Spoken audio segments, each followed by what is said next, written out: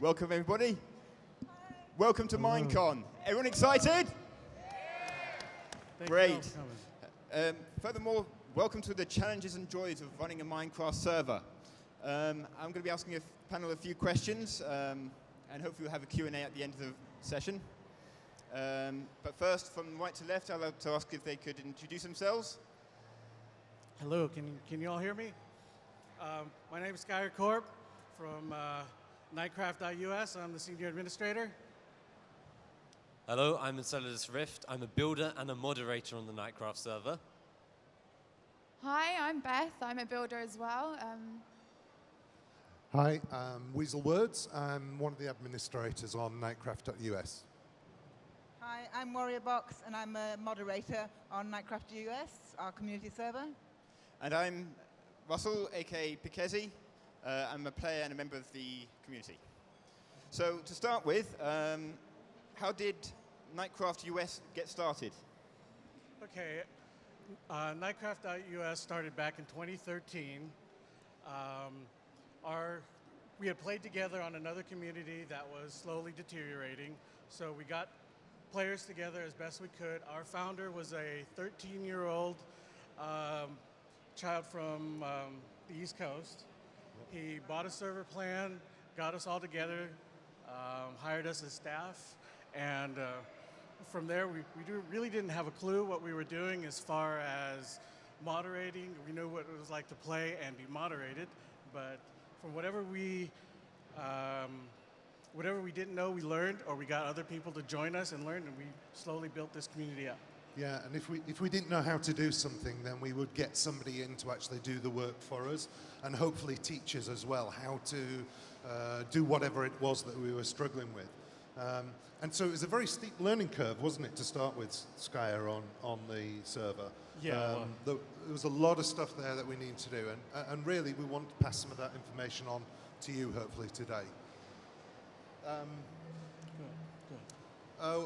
Today we run roughly 8 or 9 different server game modes. We have Survival PvE, which is our main server. We have Kit PvP, Factions, or Fractions as I call it, Creative. We have 2 very custom games that we've had developed. Okay. We have Castle Wars, and we're coming up with a new game mode called Trade Wars, which Deadlocks will be highlighting for us in the coming month. Yeah, they're both like capture the flag type game modes. We also have Night Z, which is our version of MyZ or Daisy. Daisy. We have a whitelist server, and we also have a build server, because one of the things that we specialize in is builds. That's really our community motto, isn't it, really? So that's background on our server, but we're really here to talk about the challenges and the joys of running a Minecraft community as we have experienced it from our point of view. Actually, before I get started, I'd like to ask the audience a few questions, if that's all right. Could you guys raise your hands if you play on what you consider to be a community server? Oh, right, so about 50-60% there then. Excellent, that's really good. 95%. Okay, how many of you help run or moderate or admin on a server? Wow, that's About the really same good. percentage. That's crazy. So All you'll right, feel less. how many of you run your own servers? Cool, cool. We're in the right company here, aren't we? How many of you would like to run your own servers? Hey, hey. Brave souls. That's cool. Okay, well, I hope you're going to pick something up from today's meeting, today's panel. Okay, so how do you go about creating a Minecraft community? Right, well, we think first you need to decide your goals. So really, you need to think about what sort of values the players in your community hold, what type of community you want to build, and also what are your interests. Some of our goals and aims on Nightcraft is that we want a place for all players of any age to feel safe in a good environment with friendly people. We also want to encourage high standards of building, that is our thing.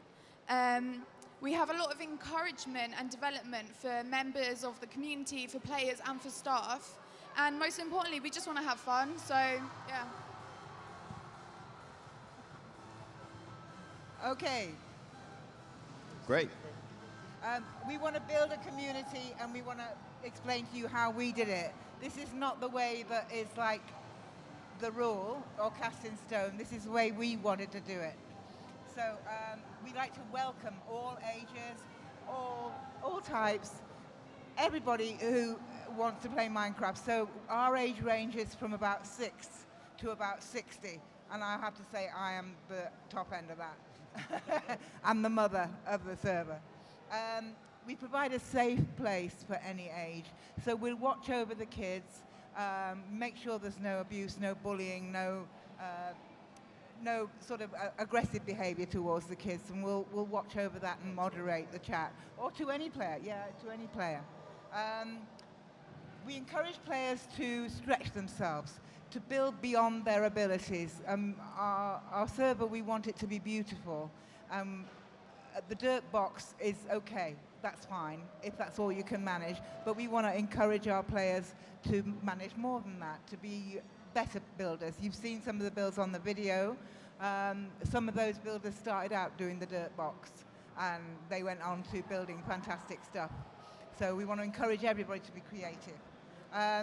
We want to encourage collaboration between players, so if they can't do it on their own, they can do it together. And a group of people coming together is just fantastic for us. We like to see a community, maybe the younger ones building with the older ones and building something fantastic. And we hold community events so that people can get together and meld together. We do sort of stupid things like pig races and point-to-points and treasure hunts, and let's just go off into the wild with just a bucket and spade and just see how we go. So it's just a question of including everybody, trying to find everybody's desires. And that's how we hope to build and go towards our community. Okay, so having a community is very important, but a good community will grow. Now, growing is important to a server, so the four most effective ways we found to do this are word of mouth. So this is when you tell your friends, you tell your family. This is how we first started as a server. You can use YouTube and Twitch. I know Warrior, Weasel, myself, and Skyer all have YouTube and Twitch channels. They're the same as our names. You can also use advertising campaigns. So if you pay for advertising on a site, you can get about 500 or 600 players visiting you in that advertising session. And the stats from that are that for every 100 players that we get onto the server, we usually get one really good player that we will retain and become a member of our community. So that's worth bearing in mind, those particular stats. And you have to be ready when they're on, and you just had a big advertising campaign. You have to be ready to greet people, because immediately if they show up and no one's there to help them, they'll leave. If you're there, you're showing that you're interested and be inclusive, then they're more likely to stay. And that's the most important thing. And that's how you keep all the diamonds in the rough, so to say. We also use a voting plugin. So this enables players to vote on 4 separate sites, and then we go up in a rank table that enables us to basically be advertised by our players voting. Now, if you want to boost votes on your server, I would heavily suggest incentivizing voting, so giving people diamonds or economic rewards, which makes them want to vote every day. I know we have competitions for that.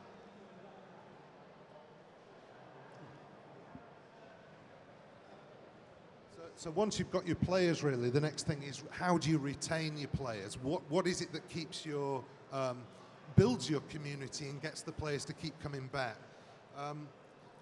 We have a forum, a really active forum, where we encourage all our players to register on there and become an active member on there. It also helps us then keep in touch with them, sending out the events that we've got running on the server. The forums are really a great way to stay in touch with your players offline. especially say if someone's just been griefed and you're taking care of their problem and they're not around to know. At least you can use the forums to message them, and they don't have to discover later in game that all this has happened. We're taking care of it for them. As Warrior mentioned earlier, we hold a lot of events on our server. We usually try and do them at the minimum once a month, and there will be big events attended by a lot of the community. We offer prizes, but very often it's just status of being the latest victor on the event that we're running. Some of the prizes are in-game stuff.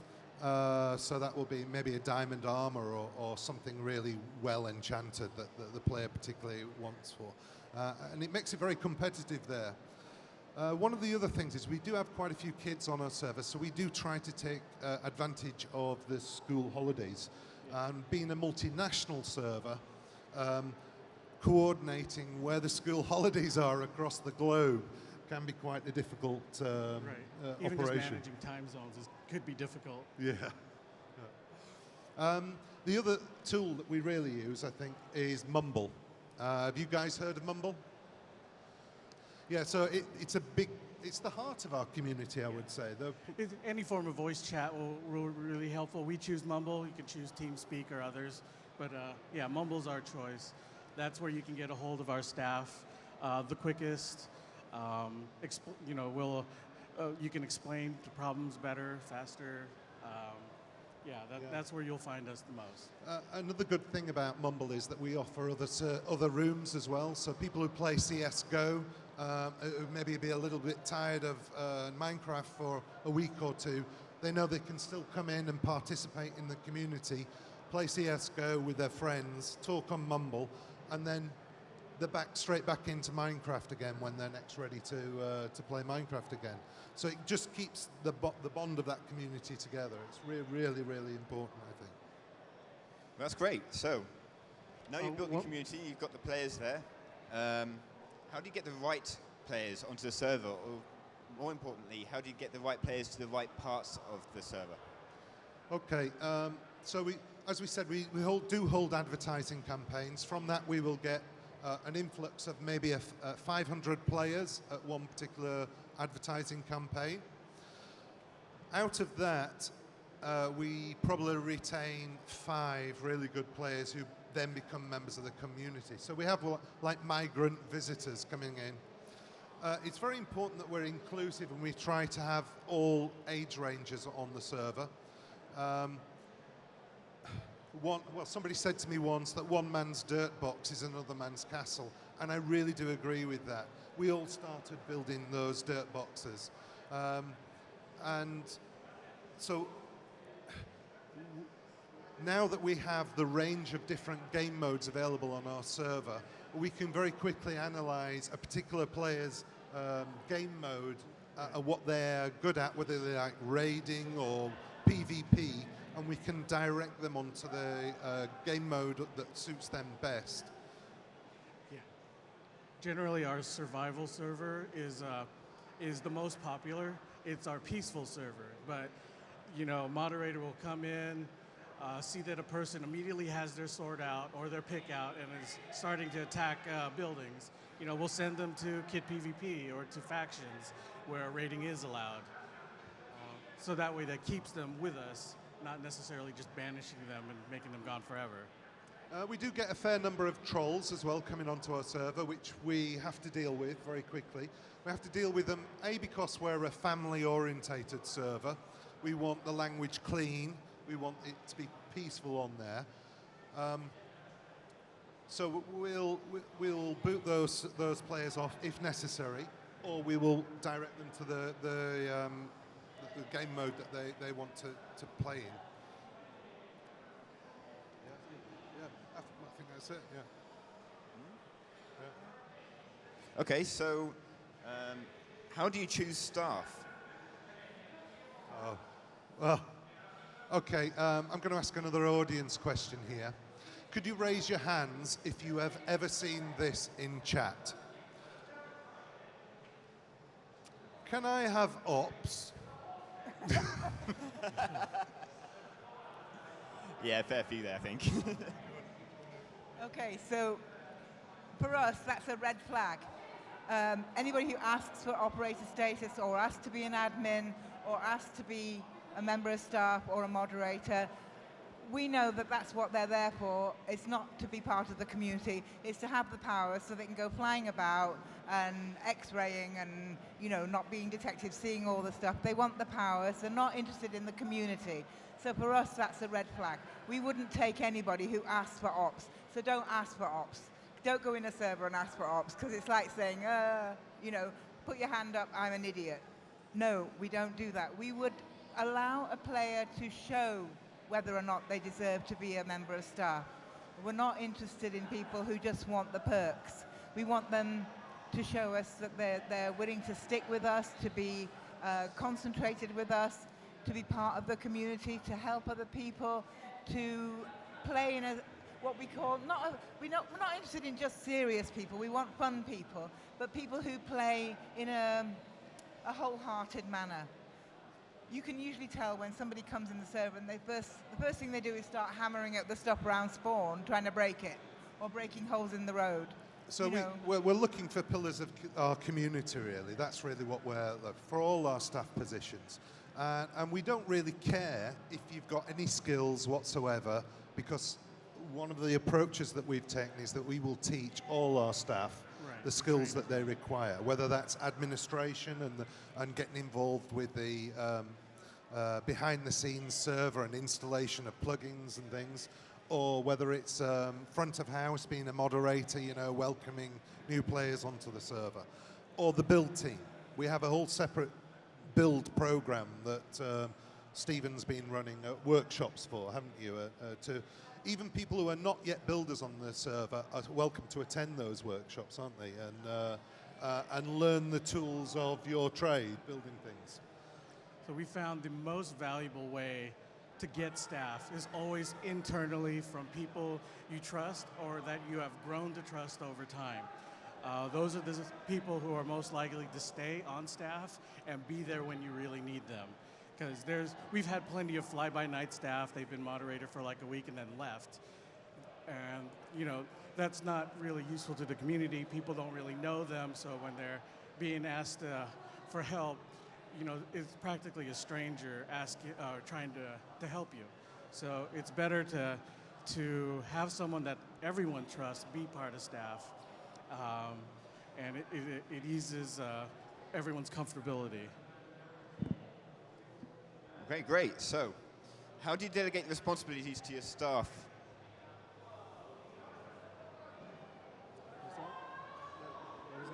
Yeah, how do you delegate responsibilities to your staff? Sorry about that. Well, first, we start off with a helper rank. A regular player comes in.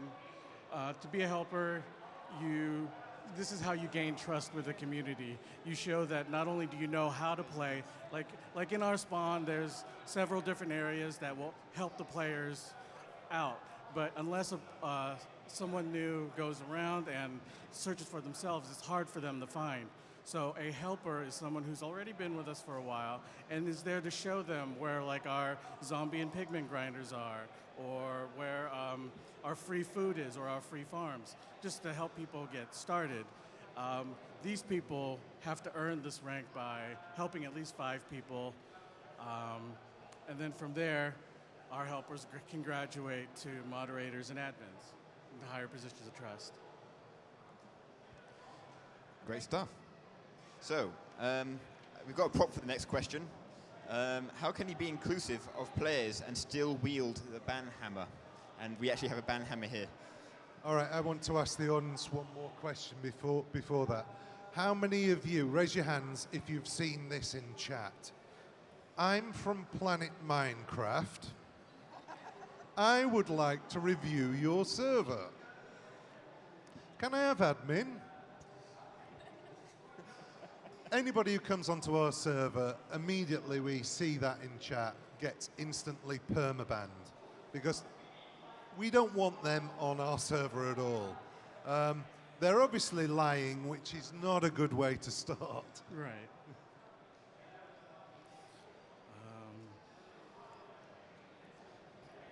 Great. So, next question. Is there in terms of technical support for your staff, players, and the server?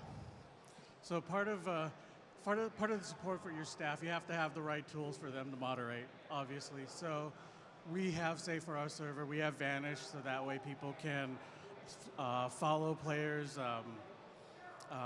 and see their natural behavior without, because whenever a cop's around, you kind of behave a little bit more than you would when you don't know they're around watching you. We have Prism, which is a database that keeps track of every block break or action, and that helps us with rollbacks in case there's damage. We also keep statistics on when people were last seen or they're on time. This helps us build a player profile to see how dedicated a player is. If you're logged in for a lot of time, and we've seen you recently, you can be considered a little bit more valuable than someone who's just come in and visited for 5 seconds and then left. We also have a ban appeal system on our forums. So any player that does get banned, they have the opportunity to raise a ban appeal against that. One of the common excuses that we seem to see on the ban appeal is that it wasn't me, it was my little brother who was using my account. How many have blamed their actions on their little brother? Anybody? Yeah. Another useful facility that we have on our server is we have a tutorials room where players can go. It's actually a physical place on the server where they can go in, and there we've got active links to training videos and things like that they can view. We've got tutorials on how to do... how to region your property, how to set up a sign shop, basic tasks that every player wants to learn when they first start. What we're trying to do there is make sure that our players are self-sufficient on the server wherever necessary, so that the moderators don't have to step in as often as possible. And what that also creates is a self-policing community, where a player will look after another player's property and help and show them that. We also have a buddy system which works really, really well. So anybody who's promoted to a staff position will get buddied up with somebody with more experience to help coach them through the commands and things that they need to do for their day-to-day duties, really, on the server. An important way to gain trust with your community is to have the people who are policing it be consistent. So if someone does the same crime, just because a different moderator does it doesn't mean that the punishment should be different.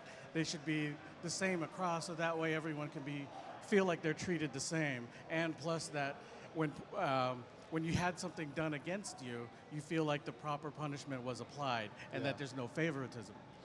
As I said, we're a multinational server. We have over 100 players on our server. Time zones play a big part in that. So Skycorp's from the US, the west coast of the US. I'm from London. So between us, we cover a multitude of time zones there. And making sure that we've got the staff on the server at the right time when the players are on there is very important. So that's where the stats come in from the server to say, all right, who's playing on the server at any, where are the peaks, where are the troughs, when do we need to ensure that we've got staff on? Right, what time do players come on? Yeah. Right, that's great. So we have the basics of a server now, but we need to value add, keep the people in. So there has to be some kind of game infrastructure there to keep things moving. And maybe you can talk a little bit and tell us about this. Okay, so I believe one of the main parts of a server world, for instance survival, would be a spawn area. So the spawn is sort of where everybody bases themselves around. They'll build houses around spawn, the land is more valued, and it's just a nice way to make it easy to navigate. We have cardinal roads going northeast, south and west from the center of spawn, and these are color-coded to sort of aid navigation. So if a player doesn't know how to tell if they're going north, they can just say, hey, I'm on the blue road. We have a never road system, so you can travel 8 times as fast, as 1 block in the never is equivalent to 8 blocks in the overworld. We have a economy system. Now, what this does is it enables us to prompt and help with the concept of fair trade, because with moderators and admins, you may have to deal with people not having trades that have been fair and getting ripped off by each other, and just an economy really helps with this. We have MCMMO, a plugin where you level up your stats based upon how much time you've played for and how many times you've broken blocks. And what this does is it means you can mine faster, get more drops from ores. It's just a nice way of rewarding players who play a lot on our server. We have a repair sign system where you can right-click it with a tool in your hand and it will repair it for an amount of economic money. This sort of gives another use for the economy itself. We have warps and portals that can be purchased. This makes navigating really, really easy for our players and just sort of makes the game more streamlined. There's always free food at all of our spawns at a pig spawner. We also like to have a town hall where we hold server meetings. We could put up bulletins for the players, and it's just a nice place to gather. Okay, we also have a resource world that resets, and we have regular dragon hunts in resource world. Weasel, would you like to tell us about this? Yeah, the beauty of having a separate resource world, which we use through the one of the plugins, I can't remember the name of it now, Sky, the multiverse plugin, is that it stops our overworld getting chewed up by players, going in there and maybe strip mining or cutting down forests and things like that. We say, there's a resource world, go through that portal there, grab what resources you need, then come back and build. Beauty of that is that we can reset that world. It gives us an additional nether and an additional end. So when we do a reset of the resource world, you see players waiting at the portal saying, is it reset yet? Is it reset yet? Loaded up with their good armor and their Eyes of Ender, ready to look for the stronghold. They're obviously waiting to go after the new dragon that's just been spawned in. Yeah, the dragon egg's sort of a prize on the server. Yeah. You kind of So showed it off as a trophy. that's something that we do hold on regular basis, is the dragon hunts there for the players. That's great. So, in terms of your players, how do you keep in touch with them and maybe exceed their expectations of the server? Oh, we do a lot of listening. I think that's the most important. We listen to what the players are telling us. There's lots of opportunities for them to talk to us. Obviously, you've got the forums. They can put up anything they want up there, within reason. Obviously, keeping it clean. We watch the text chat as much as we can. We have mumble chat so they can come in and talk to us in voice. If they can't talk in voice, they can listen to what we're saying. We listen to them at the town hall meetings. We encourage community members to look after each other and to look after themselves. So we want them to protect their own property and their own possessions. And we give them plugins like a default chest, which is automatically locked. So every time you place a chest on our server, it's locked. You have to unlock it in order to open it up to anybody else. So that protects property, also doors and live signs and various other things. Excuse me, I'm going to have to clear my throat. Can you take it? Sure. The other key to this is to ensure that any mod recs that are raised by players are answered very quickly. And again, this comes back to the time zone issue that I was talking about earlier. We've already mentioned the tutorials and one-to-one coaching that we do. I think that's really it for that. Okay, great. So, once you've got the players exactly where they need to be, and you've got the infrastructure and everything else, we need to get the builds right. Obviously, beauty of the community is very important. So, how would you go about, improving the quality of the builds by the players of the server? Right. Well, we have a tool called Schematica, and that allows us to build something creative and essentially copy and paste it over to our survival world. bearing in mind that you have the legitimate resources. And this just allows players to play around with what they want to build before they actually go and do it. It makes it a lot easier. And we've seen the quality of builds improve since we've been using it as well. Another thing we have is Sky 5. It's a community living. There's loads of plots, so you can go in, claim a plot, and then there's a community farm as well. So all the resources are nearby. It just makes building a lot easier, and it also makes it easier to compete with your local neighbours on your plot as well. Okay, so we also like to stretch the skills of each player by encouraging creativity. So this could be organizing team build events. We use a variety of building techniques. So some may involve using world edit to build it in creative and then take it over. We also encourage the use of different materials and coordinate color schemes between our teams. We also hold competitions between our players. So at one point we did a Pictionary competition in creative, and may I add, we had some amazing dolphins. Yeah, it was amazing. We also did a competition for the best small house, which I believe Warrior died about 8 times trying to check these houses. Stink like a torches. And we also run workshops. That's me and Beth, we run those together. Yeah, we do. And what we like to do is we like to take a group of players and we time-lapse a build, put it on YouTube, and it just sort of just keeps the players motivated to keep building rather than other build projects where it may take a week or so. Some of the builds we've had from that have been amazing. Chapels, castles, you name it. It's been great. Great stuff. So hopefully in the future we're going to have a larger player base, and hopefully it's going to grow a little bit after today, but we will see. What statistics do you have with the current player base, or the growth of it? What was it? What are the challenges of growth on the server? What challenges does that bring? We're not really overly emphasizing fast, like skyrocketing growth. We're more for steady growth. It takes time for players to get comfortable playing where they are. So steady growth is much more important for us, as we've had skyrocketing growth, and like we said, with advertising, hundreds of people come on, but only 5 stay.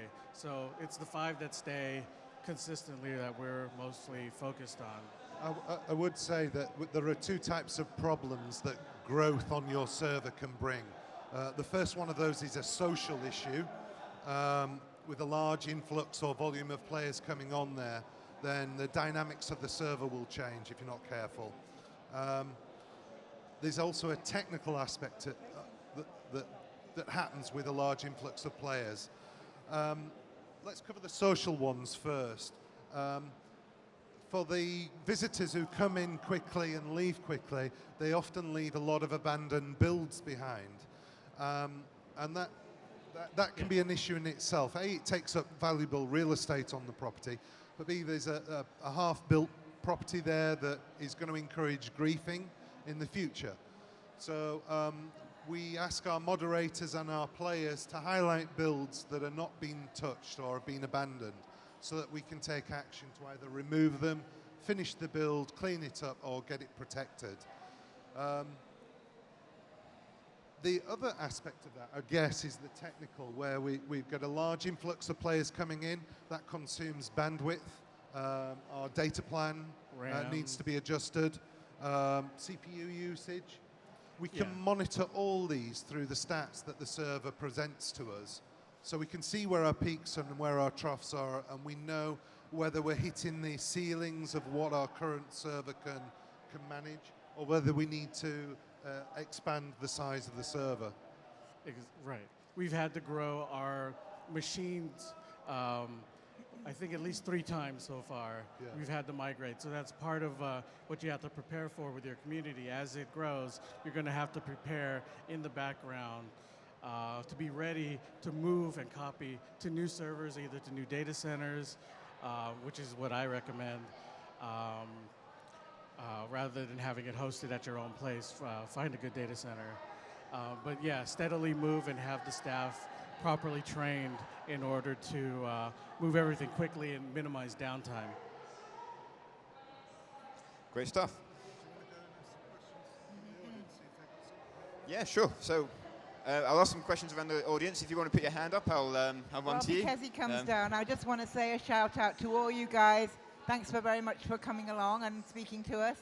We're going to be answering your questions, and we want to say hi to all the folks at home who are watching us on the live stream right now. Thanks, Great. guys, for all your support. It's been great. No worries. So you put your hand up first. Hi, could you talk a little bit about the economics of running a server and just how that works? So the real life economics, right? Real life money, not in-game money we're talking about now. Yeah, okay. For our server, we personally host, we have a data center subscription. It costs us about $150 a month. We have 64 gig of RAM, 10 terabytes of bandwidth. Yeah. So that's about how expensive we run. We can handle maybe about 100 online subscribers all at once. We didn't start that expensive.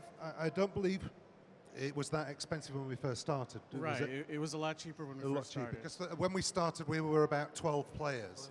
Yeah. Great. So, what's your name? Merlin, I have a question. How do you make a server? Hang on, Pekesi, can we just finish this question over here, please? Sorry. Yeah, sure. Sorry. We'll come back to you in a minute. I'm sorry, I'm just trying to figure out how a bunch of grown-ups can provide 24/7 coverage if you have 100 users. The math isn't working for me. It doesn't work. Okay, well, we don't necessarily provide 24/7, but our players know how to get hold of us if there's an issue, and that's very, very important. We use IRC, we have Skype available, we have very responsible, well, some of the senior players who are not staff members, they know how to get in touch with us if there is an issue on the server. We have players in the US, most of Europe, Australia, Canada. Australia as well. So just to confirm, all of you guys are volunteers? All our staff are volunteers, yes. All of us. Unfortunately, we have never gotten a penny. When they're willing to pay us, I'll put my hand up. That'd be great. Yeah. Okay, try again. How did you make the server? Did you use maps or how? Sorry, Pekesi, I can't hear. Can you hold the mic closer and ask him to speak up a bit? Sure. How did you make the server? Did you use maps or how? Right, that's a really good question. Now, I'm going to hand you over to our chief builder over here. Okay, so generally all our servers, so our survival server, for instance, we basically just started off with a blank world. So you put in a seed and boom, you've got a world. But we didn't download any special maps. They wasn't made for us. Our players have built the spawn and they've built all the builds themselves. Sometimes we do use World Edit for the road systems because it's a lot of work because you've got to build about 4,000 blocks of roads. But yeah, we don't use maps. We pretty much just do it all legit. I think one of the really great things about our community, though, is the fact that everyone is willing to help and get involved, and that if you allocate someone a task to do, maybe like building a road or a bridge, they'd be more than happy to do it because they're putting something into our community. So, yeah. Yeah, a good example of that. Actually, I made a tunnel system between my base and Warriors, which looks really good. So it can happen spontaneously with permission, obviously, from the admins if they chose that. You happy with that? Yeah. Okay. Yeah, I had a question over here. Hello. So I've been helping running a server for about 3 years now, since September 2012. I'm an administrator on it. Player base is around 50 people all the time. We primarily run modded servers with like Direwolf 20 or FTB, mod packs. Our biggest thing that we have trouble with is communication. I'm not sure how you guys are able to do it. Okay, so as I said, Mumble really is the heart of our community. It's the place to go and talk to the players. The players can talk to the staff. They can raise issues there. The forums is the secondary fallback for that. Internally, with the staff, because we are multinational, we use some other tools as well. We've just been looking at a brand new tool. Up to today, we've been using Skype with a Skype group for the staff. So the senior admins have their own group, the moderators have their own group in there, and then there's a staff group as well. To probably be a little more clear, we use TeamSpeak, and we have different channels depending on what servers we're running, and we have staff channel, we talk, we have Skype group as well. The biggest thing is trying to figure out how to coordinate events or other things of that matter. The more difficult stuff. Right. My advice to you is get an events coordinator whose job that becomes a staff position on your server. Somebody whose job it is to that, and tell them they'll burn out doing it because it's an exhausting job. But tell them to do it for 6 months and then find somebody else in the community to take over from them. You know, take up that Olympic torch to move forward. Yep. So having the staff run every single staff run everything, have like different jobs for each person, pretty much. Okay. Yeah. Yeah. And if you need to, you can also have your events multiple times. Like we have a pig race. We can have a pig race just for the U.S. people who can make it, and then we'll rerun the pig race when the Australian people can come in and log in.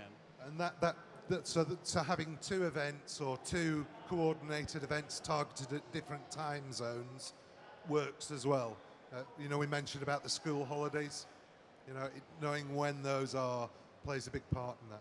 It's always good to have a reason to all come together, and whether you have to come together by time zone or globally, as long as you're all together and you're all having fun, that's the main point.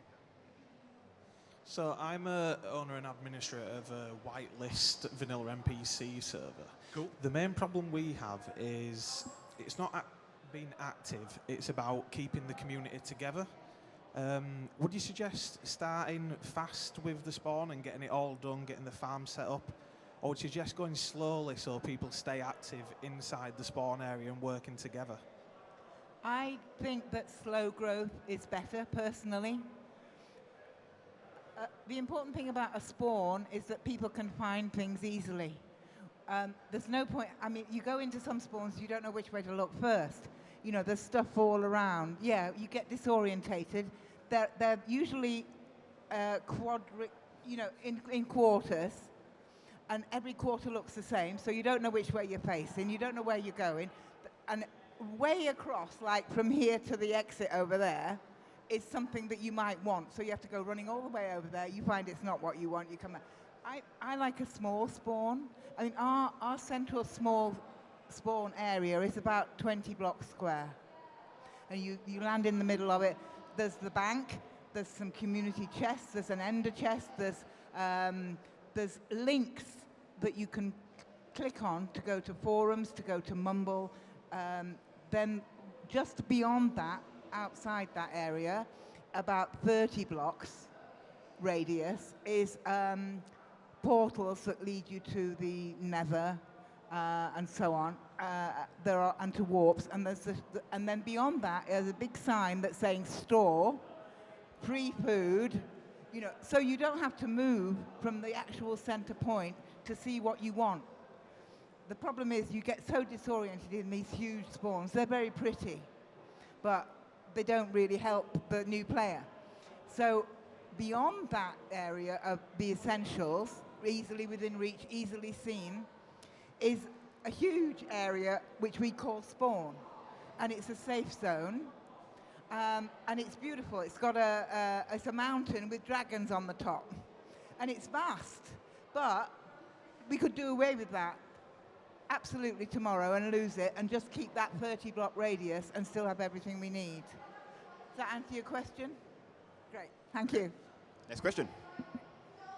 So I was wondering so I've been running a server for a couple of years now, and only just now I started getting like 2 people to like be on at all times. So let me get this right. You've been running your own server? Yes. How old are you? I'm 12.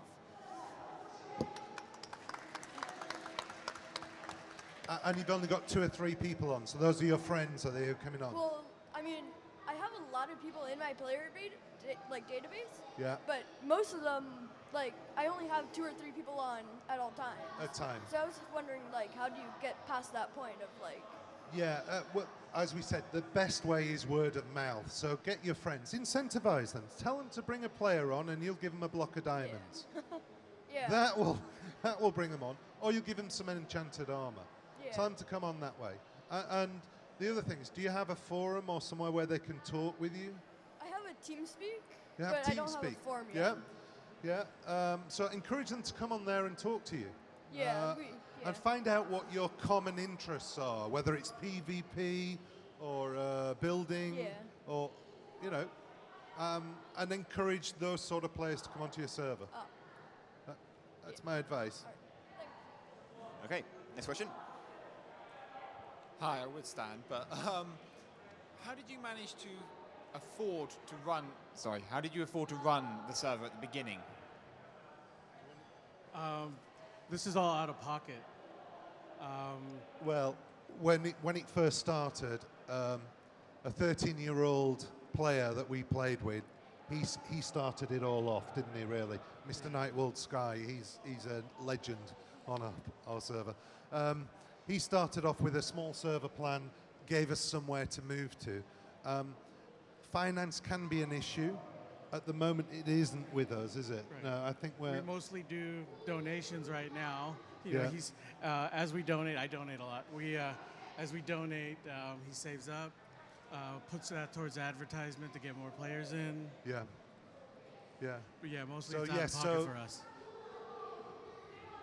I mean, I've been running mine for about 4 years, I think, 3-4 years now, and we've been using subscription sort of payment membership type system, but we've been struggling to get enough people in. Thing is, we tried for a period to go free with sort of donations. We weren't getting anyone coming in. We tried advertising on the forums and everything like that, but I don't know the best way of getting them to come. Right, I'll answer this question because I know a little bit about it. A lot of the community are very, very invested in the server. For me, we have a plugin, the economy system, and like a ranking system that you have to pay for to get up the ranks and earn features. And I pretty much immediately subscribed to that and made a payment because it gave me features that I could use around the server that was really useful. Using things like this on the forums, on wherever you can, in the server itself, to kind of advertise that you can get better features out of it by paying and to make an active contribution to the community. Once you get to know the admins and the moderators and the owner even, you know, if he's struggling, you'll come across and you'll want to help. And I think the other players will too. Sorry, last thing. How did you get around the EULE, whatever it is, thing with that? What was the question? How to get around to EULA? Well, mostly this is all paid for out of pocket, and just by voluntary donations, we don't make anyone pay anything. So there are perks. All the perks that are offered with our ranks are also available through either the voting system. Players can earn those naturally on the server. We don't operate a pay to win server. Yes. Yeah. All our prices are all very reasonable as well. There's no like $600 donations that you see on some of the servers. Any more questions? Another one in the corner? No running, Picazzi. Sorry. So I was helping develop a server which had around about, I think, peaked at over 3,000 players, but we had to shut down because of finance reasons. And I think the thing we kind of really struggled with was kind of communicating that with the community and kind of setting up other ways for people to communicate with each other after we'd shut down. I just thought, how would you handle a kind of mass shutdown when you've got such a large community of hundreds of people?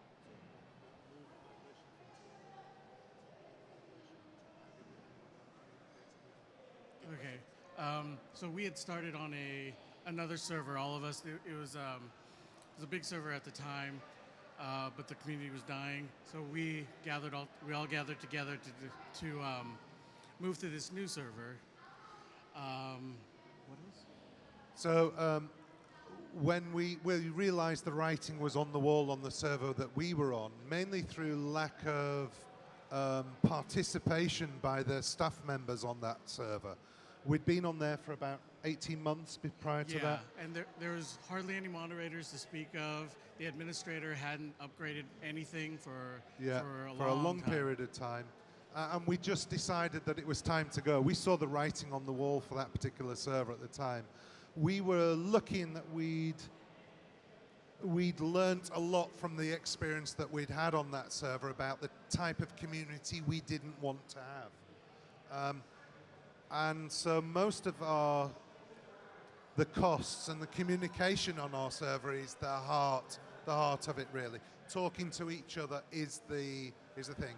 So we have players who've been away for maybe 6 months, not played Minecraft, and come back.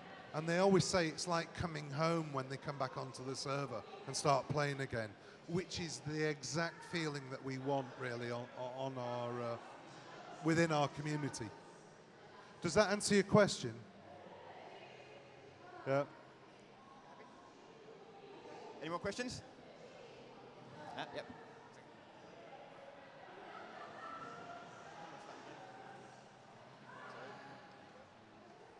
How did you go about getting custom plugins? Like, did you ask on the forums, or did you learn to make them yourselves?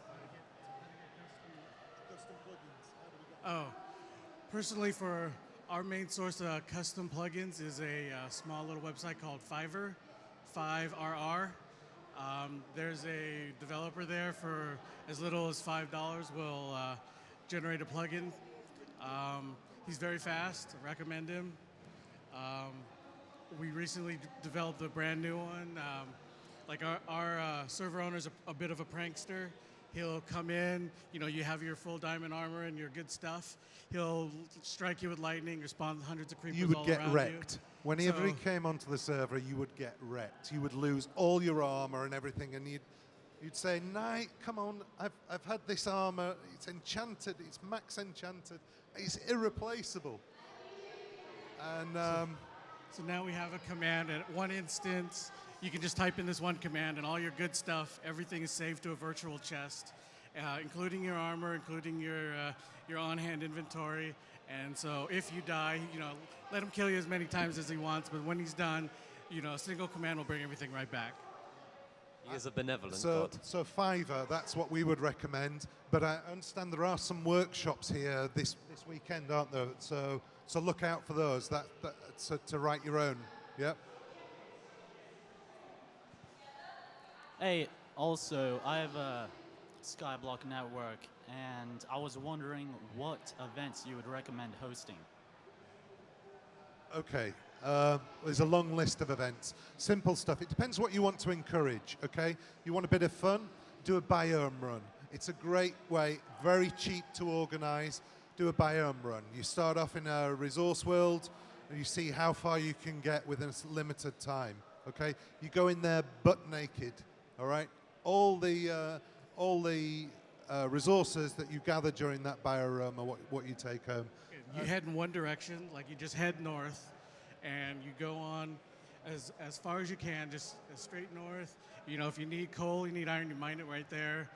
You kill pigs along the way, and whoever gets furthest, without dying, the last person standing. Some of the other events we've had golem races, iron golem races. Very funny seeing players lead an iron golem through the central spawn to get out to the finishing post. We've had what? I think one of my favorites was we did a coordinate race where we had 3 coordinates. We were paired up, so me and Stephen were in a team, and we had to get to all 3 coordinates to get to the finishing point coordinates. There was chests with them in, and it was crazy. Some people were at the wrong coordinates. They couldn't get to them, or they were in weird places under the ocean, so you didn't know how to get there. But yeah, it was really, really fun. So I'd recommend something like that, yeah. Okay, I think we've got time for one more question. Does any website like 5R what it was called. Help config any plugins if you don't know how to do that. When you go to 5R and ask somebody to build a plugin for you, you're the boss. You tell him what configuration that you want, all right? You'll pay for it, but it's very good value. The experience that we've had, actually, Sky, you're better talking. The experience that we've had has been excellent on there, hasn't it? Yeah. Like for Fiverr, the initial is something small, something quick. That'll be like the $5. If you get more complex, you know, he'll add a little bit of cost, but he's always fast, and he's always very communicative. If you need tweaks and bug fixes, he's always very open. So as long as you can find a developer like that, you know, you can get the plugins any way you need. The important thing is a good point. You're the boss. You're the one buying. So make sure you get what you're paying for. But I meant like an already existing plugin that you can download.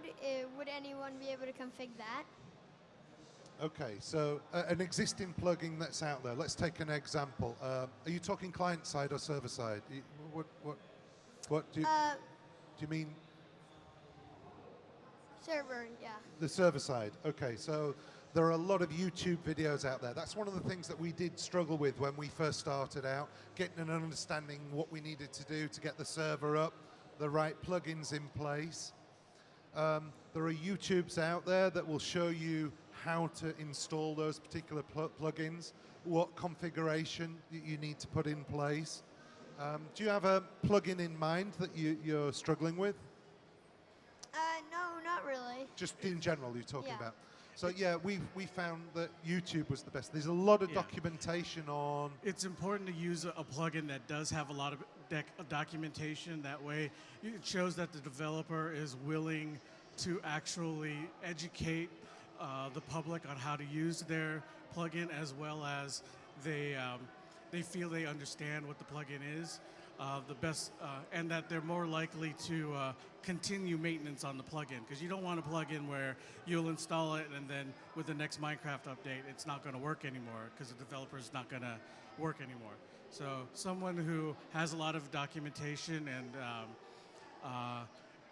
it's like a key sign that'll tell you that that's a good plugin to start off with. Thank you. All right, well, I think that's about it. Thank you very much, everyone. Thank you, guys. Thank you very much. Thank you. If any of you got any more questions, we've run out of time, I'm afraid, but if you've got any more questions, we're more than happy to answer them on a one-to-one basis. Just come and see us. We'll be at the side for a period of time and then out in the main concourse out there. Just grab one of us and say, ask away. All right? Thank you, guys. Thanks you very for coming, much. everyone. Enjoy MineCon.